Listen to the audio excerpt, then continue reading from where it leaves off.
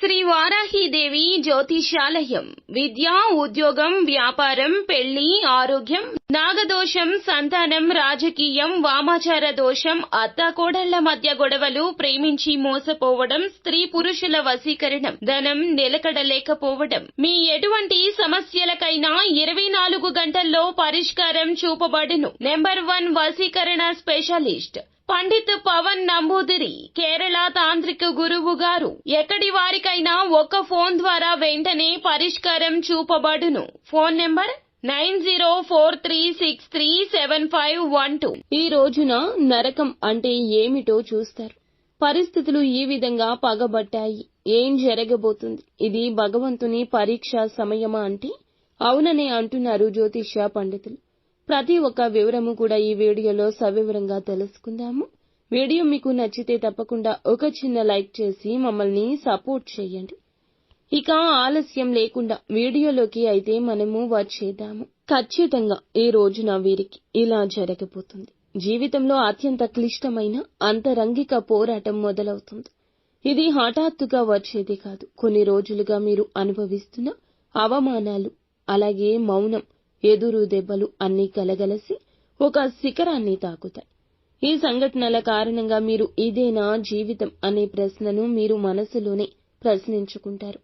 ఇక ఈ రోజున శని దృష్టి ఈ రాశి వారిపై బలంగా ఉంది. అదే సమయంలో శుక్రుడు మీ రాశిని తీక్షణంగా చూస్తున్నాడు. ఈ రెండు శక్తులు కలిసి వ్యక్తిత్వంపై, బంధాలపై దారుణ ఒత్తిడి తెచ్చిపెడతాయి. ఏం చేసినా తప్పు అనిపించే సమయం ఇది. ఒకరిని నమ్మారు అంటే నమ్మిన వారిని జీవితంగా భావిస్తారు.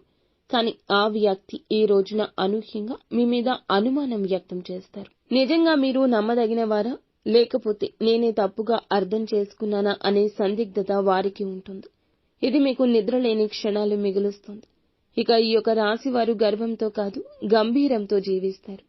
కానీ ఈ రోజు ఎంత నిశ్చలంగా ఉన్నా కూడా మీరు ఏమీ అనలేని స్థితి ఉంటుంది.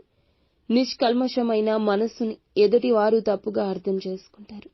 ఇది పిడుగు లాంటి బాధ. ఎవరు నన్ను అర్థం చేసుకోవడం లేదు అని నరకపూరిత భావన మీ గుండెను ముక్కలు చేస్తుంది. ఈ రోజున మీ ఇంట్లో ఏదో ఒక చిన్న విషయంపైనే పెద్ద గొడవ మొదలవుతుంది.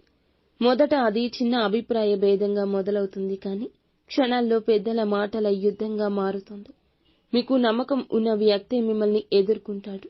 మీరు మాటలు మింగేసే స్థితికి వచ్చేస్తారు. ఇక సహోద్యోగులు, భాగస్వామ్యులు ఈ రోజున మీ వ్యూహాలు వ్యతిరేకిస్తారు. మీరు ఎంతో కష్టపడి, శ్రమపడి సిద్ధం చేసిన ప్రణాళిక ఎవరో ఒకరు ముందుగానే మీ పైన విమర్శలు చేస్తారు. నిశ్శబ్దంగా ఉంటే అది దుర్బలంగా భావిస్తారు. మీరు స్పందిస్తే దాన్ని అహంకారంగా భావిస్తారు. ఇది నరకపు రెండవ ముఖం. ఏం చేసినా తప్పే అనిపిస్తుంది. భౌతికంగా అలసట, తలనొప్పి, ఒత్తిడి ఉన్న దాంతో పాటుగా మానసికంగా కూడా కృంగిపోతారు. ఈ కలయిక ఈ నరకానికి శరీర రూపం.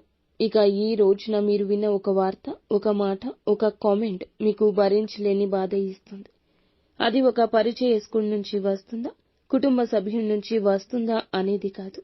ఆ మాటల వెనుక గల ఉద్దేశ్యం మిమ్మల్ని నీరుగారుస్తుంది.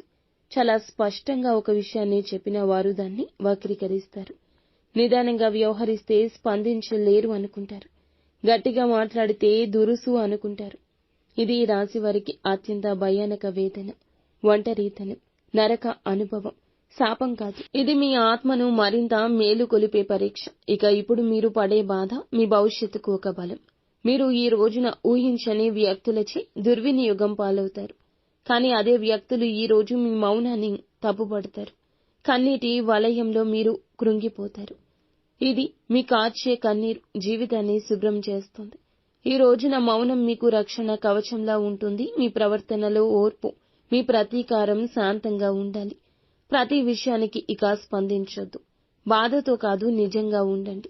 శరీరానికి విశ్రాంతి ఇవ్వండి. ఈ యొక్క సమయంలో ఇదే మార్గం. పడి లేచే గెలుపు చాలా వరకు గొప్పగా ఉంటుంది.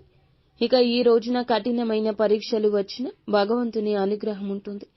సహచరుల వ్యవహారంపై తేలికగా నమ్మకాన్ని పెంచుకోవద్దు. మీ ప్రాజెక్టులు, మీ యొక్క వృత్తుల్లో విమర్శలకు లోనయ్యే ప్రమాదం కూడా ఉండొచ్చు.